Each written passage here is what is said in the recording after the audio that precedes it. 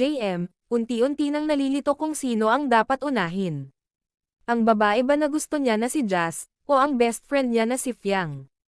Matatandaan ang muling pagbabalik ng ex-housemate na si Jazz, sa loob ng bahay ni Kuya.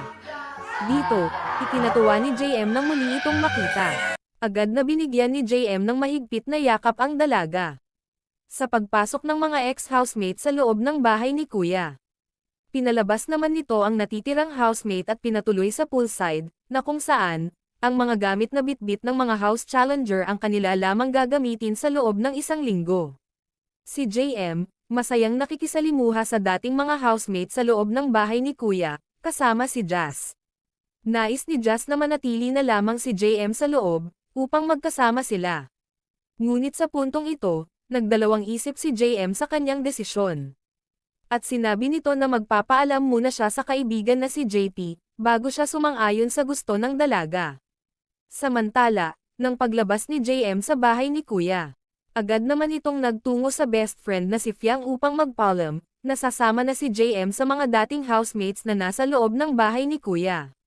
Tila sa puntong ito, nagsinungaling si JM kay Jazz, upang hindi nito masaktan ang damdamin ng dalaga. Kaya't samat-saring mga komento ng mga manunood sa ginawa ni JM sa dalawang dalaga sa loob ng bahay ni Kuya. Dahil tila, pinaglalaroan na lamang ni JM ang mga ito, at walang paninindigan sa iisang babae.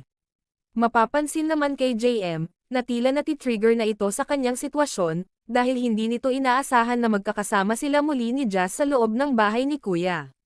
Ang dalagang si Fiang, ay tila nagkaroon ng pagtatampo kay Binsoy at mas higit kay JM, dahil mas pinili nitong makasama ang mga ex-housemate kaysa sa kanya.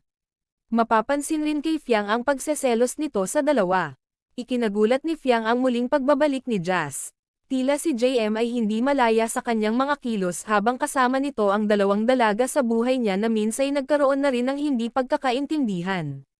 Maraming netizen ang nagsasabi, na dapat daw ay nililinaw ni JM ang turing talaga nito sa mga dalaga, dahil tila nagiging malaking epekto ang ginagawa ni JM kay Jazz at Fiang, dahil kailangan ng mga ito ng kaliwanagan mula kay JM, upang maiwasan ang conflict sa loob ng bahay ni Kuya.